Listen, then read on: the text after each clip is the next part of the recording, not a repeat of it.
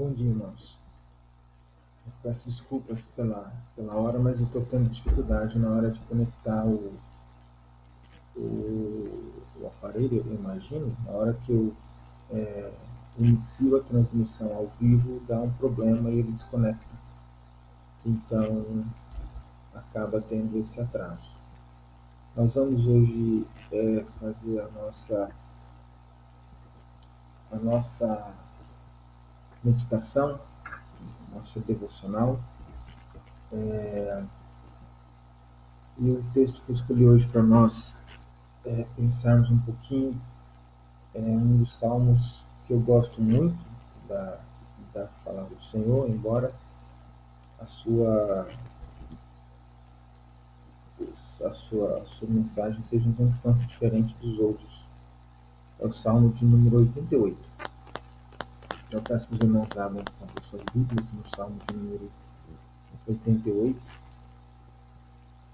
e nós faremos a leitura e vamos extrair aí algumas questões importantes para a nossa vida.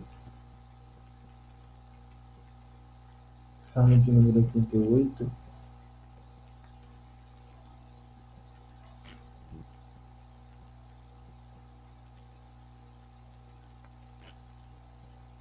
Salmo 88 diz assim,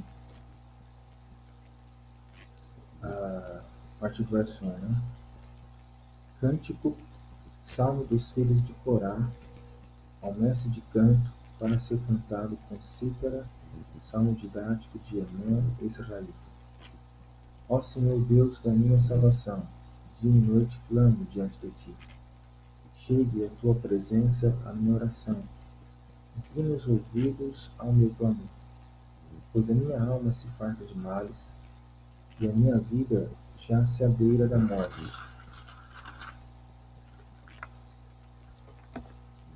Sou contado com os que baixam a cova. Sou como um homem sem força, atirado entre os mortos, como os feridos de morte que jazem na sepultura, dos quais já não te lembras. São desamparados de tuas forças. Puseste-me na mais profunda cova, nos lugares tenebrosos, nos abismos. Sobre mim pesa a tua ira.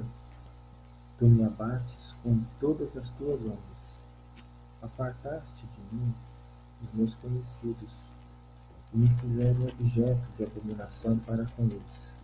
Estou preso e não vejo como sair. Os meus olhos desfalecem de aflição, dia após dia. Venho clamando a ti, Senhor, e te levanto as minhas mãos. Mostrarás tu prodígios aos mortos, ou os finados se levantarão para te louvar? Será referida a tua bondade na sepultura, a tua fidelidade nos abismos? Acaso nas trevas se manifestam as tuas maravilhas, e a tua justiça na terra do esquecimento? Mas eu, Senhor, clamo-te por socorro, e antemanhã já se antecipa diante de ti a minha oração. Por que rejeitas, Senhor, a minha alma e ocultas de mim o rosto? Ando aflito e prestes a expirar desde moço. Sob o peso dos teus terrores, estou desorientado. Por sobre mim passam as tuas iras. Os teus terrores deram cabo de mim. Eles me rodeiam como água de contínuo. Há um tempo me circundam. Para longe de mim afastaste amigo e companheiro. Os meus conhecidos são trevas. O Salmo 88 é um salmo diferente porque ele é um salmo de lamento, né? Não é o único salmo de lamento que tem na Bíblia, mas é um salmo que ele termina de uma maneira diferente dos outros, porque todos os outros terminam com uma noção, uma mensagem de esperança, vamos dizer assim. E aparentemente, a grosso modo, o 88 termina ainda assim com um sentido de lamento, né? A pessoa está lamentando a circunstância com a qual ela se encontra. E algumas questões importantes que nós ah, podemos tirar do Salmo 88. Não vamos pegar tudo, porque é muita coisa, mas algumas questões importantes podemos tirar do Salmo 88 para a nossa meditação. Bom, é um salmo que está descrevendo o sofrimento de alguém, né? Literalmente, é um salmo que descreve o sofrimento de alguém. E ah, qual que é a primeira lição que nós podemos tirar daqui? A primeira lição é que, apesar de todo o sofrimento que o salmista está tendo experiência, está curtindo, vamos dizer assim, ele continua a olhar para o Senhor e ele continua a fazer do Senhor a sua salvação. Observe ali, verso 1 diz: Ó Senhor Deus da minha salvação, dia e noite clamo diante de ti. Chegue à tua presença a minha oração. Inclina os ouvidos ao meu clamor. Então, ele olha para Deus, vê Deus como o seu Deus, o Deus, a única pessoa que pode salvá-lo, vê Deus como a fonte aqui do seu salvamento, vê Deus como a sua rocha, e ele continua a orar ao Senhor.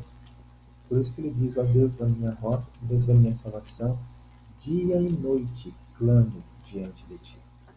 Esse homem, ele nunca parou de clamar, nunca parou de orar, nunca parou de pedir a Deus que fizesse um milagre na vida dele. Ele tem olhado para o Senhor, ele tem visto o Senhor como o seu Salvador. Para ele não há outra fonte de salvação. O Senhor é o seu Salvador. E ele clama, e ali ele coloca: dia e noite clamo. Então, é uma pessoa que não reserva apenas as boas horas do dia para orar. É uma pessoa que não ora somente quando está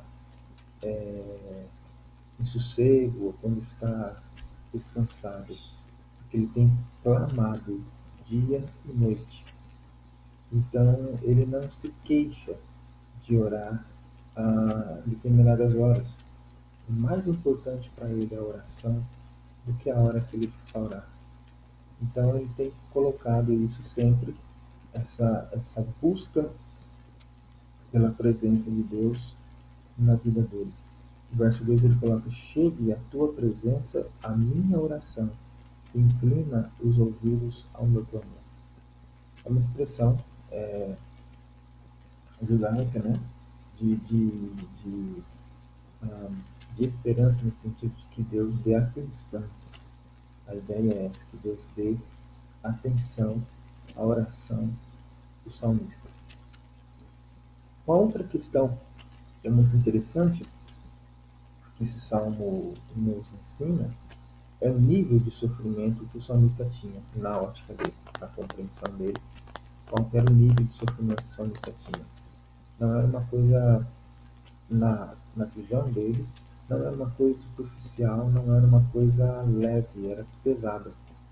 Ele coloca aqui no verso 3: pois a minha alma está farta de males, e a minha vida já-se à beira da morte. Sou contado com os que baixam a cova, sou como um homem sem forças, atirado entre os mortos, como os feridos de morte que jazem na sepultura, dos quais já não te lembras. São desamparados das tuas mãos. Puseste-me na mais profunda cova, nos lugares tenebrosos, sobre mim pesa a tua ira, tu me abates com todas as tuas ondas. Ele, ele classifica o sofrimento dele como algo pesado demais. Ele olha para isso, ele não diz exatamente o que é, mas ele classifica como algo pesado demais.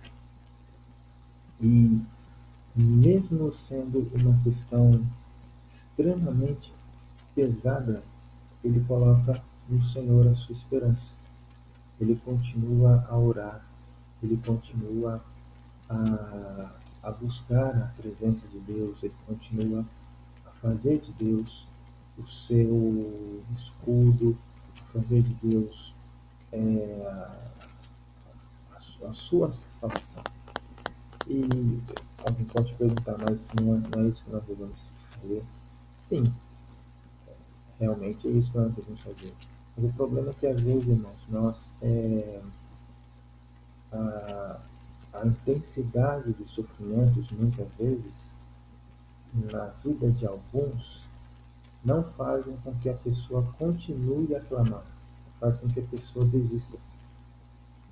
A intensidade dos sofrimentos associada ao tempo da oração, ou seja, ao, ao, ao tempo em termos assim,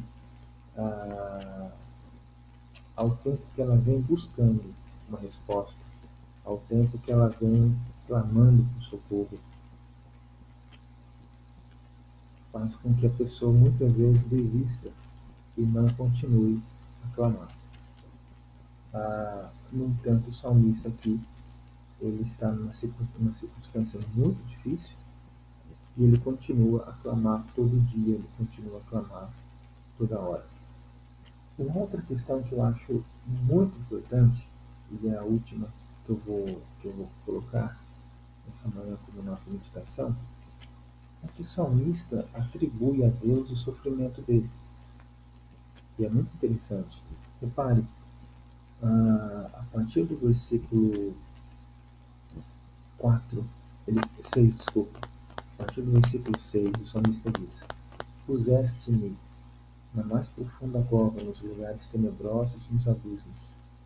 Sobre mim pesa a tua ira. Tu me abates com todas as tuas ondas.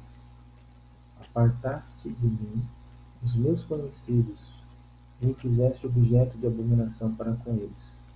Estou preso e não vejo como sair. Os meus olhos desfalecem de aflição, dia após dia. Venho clamando a ti, Senhor, e te levanto as minhas mãos.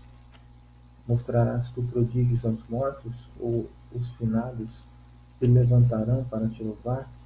Será referida a tua bondade na sepultura, a tua fidelidade nos abismos? Acaso nas trevas se manifestam as tuas maravilhas, mas a tua justiça e a tua justiça na terra de esquecimento? Mas eu, Senhor, clamo a ti por socorro, e antemanhã já se antecipa diante de ti a minha oração. Porque rejeitas, Senhor, a minha alma e ocultas de mim o rosto? Ando aflito e prestes a expirar desde moço, sob o peso dos teus terrores. Estou desorientado. Por sobre mim passaram as tuas iras, os teus terrores deram cabo de mim. O salmista atribui a Deus a razão pela qual ele está sofrendo. Ele está dizendo: o Senhor está permitindo o meu sofrimento. E não é uma visão equivocada do salmista. O que o salmista está fazendo é uma coisa que nós fazemos sempre. Né? Nós falamos muito sobre a questão da soberania de Deus. E é isso que o salmista está dizendo. O salmista está falando que para Deus, que na soberania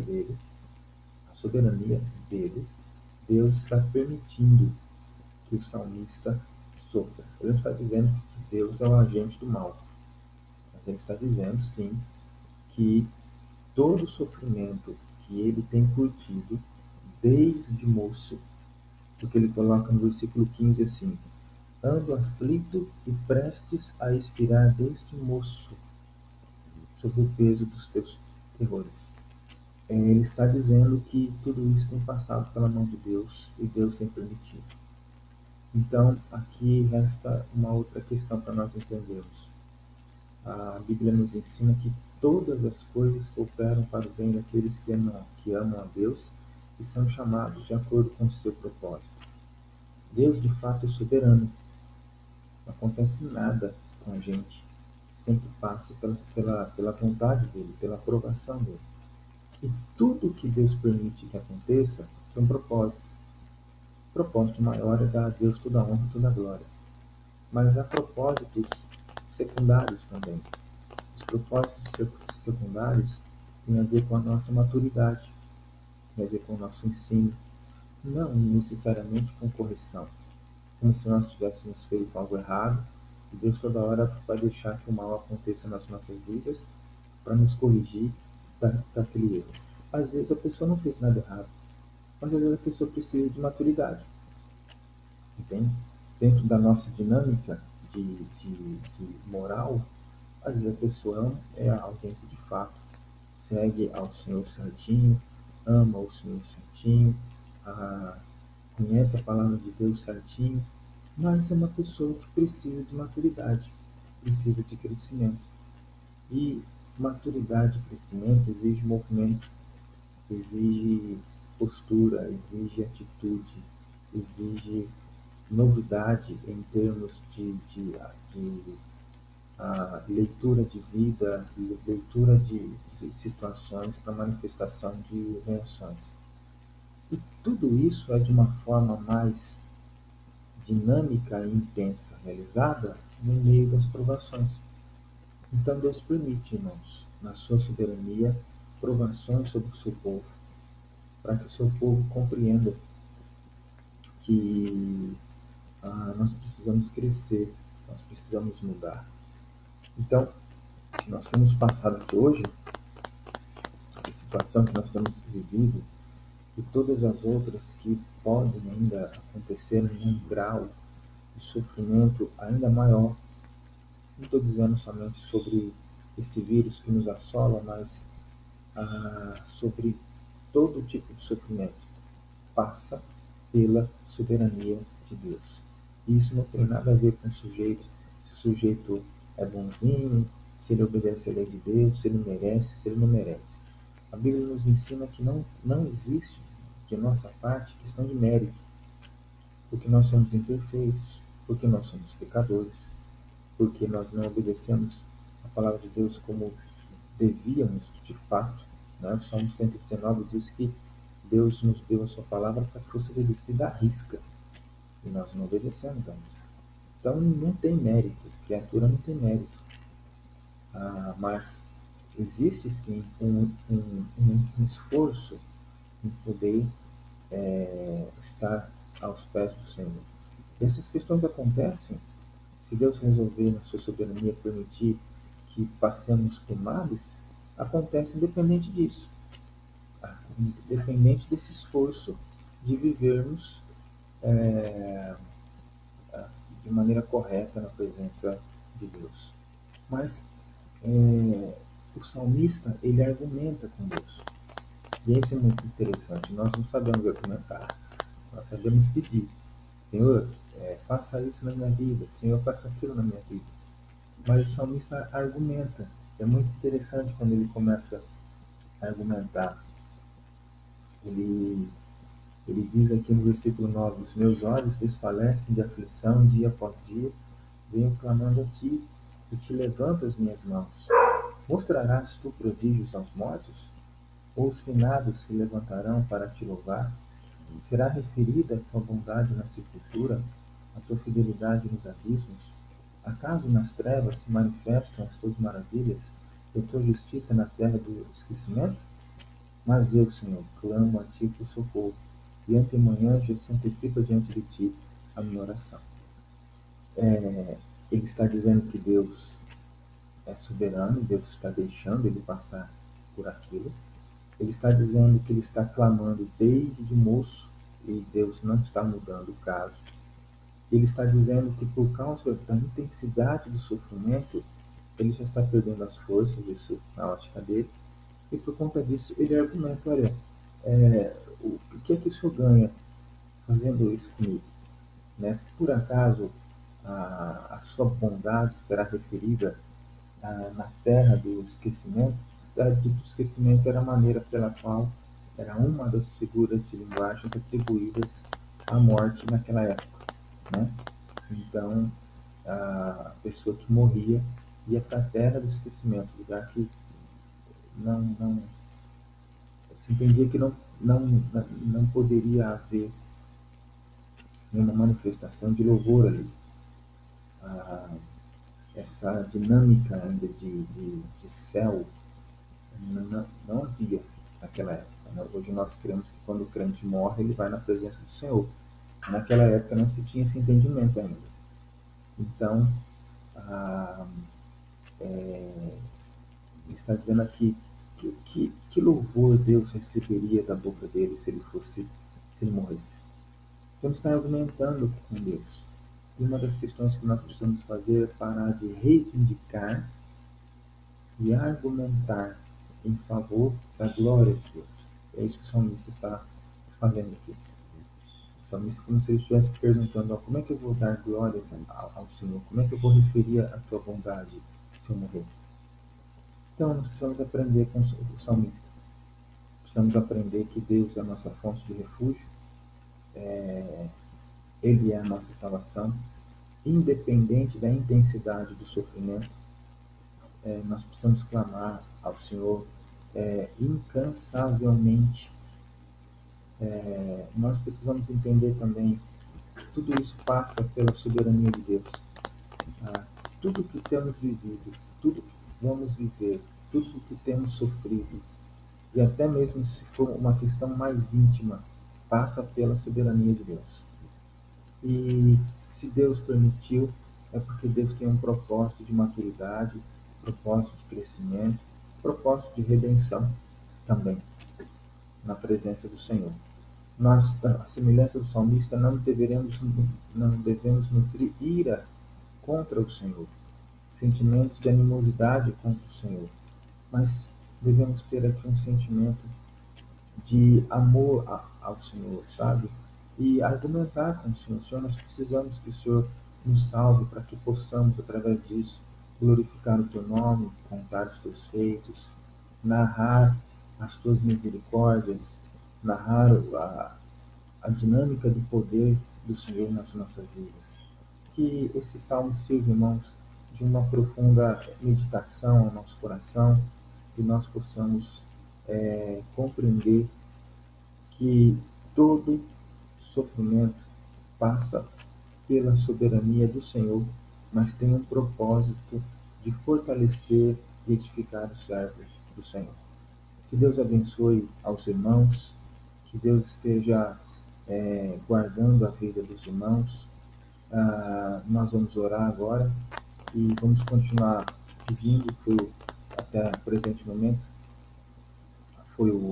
aqui, nesse momento, foi o pedido do Beto que se manifesta, o pedido do seu retorno, para que Deus abençoe o seu retorno, e também vamos orar pelo nosso irmão Dailson, que entrou em contato conosco ontem, e pediu que nós estivéssemos orando pela saúde dele, por causa de um quadro específico que ele tem.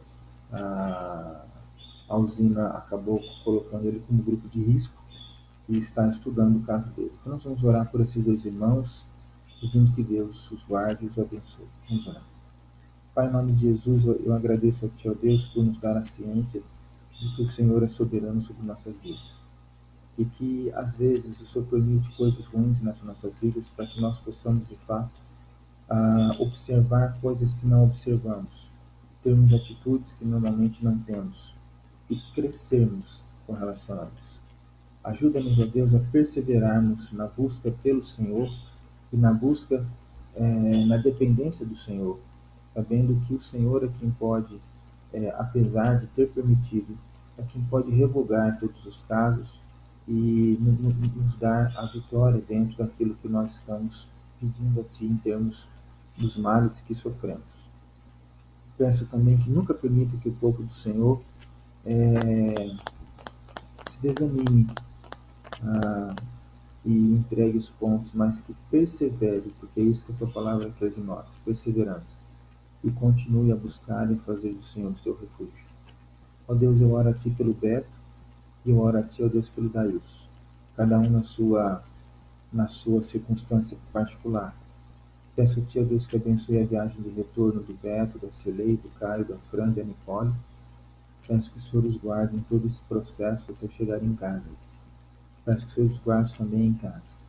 Peço que o Senhor abençoe, Deus, o Dailson nessa questão do seu trabalho. Que o Senhor, ó Deus, derrame sobre ele graça e que o Senhor cuide dele nessa questão da sua saúde, que o Senhor, ó Deus, seja sua força e que o Senhor, ó Deus, o poupe nesses dias tão difíceis que nós temos a vivenciar.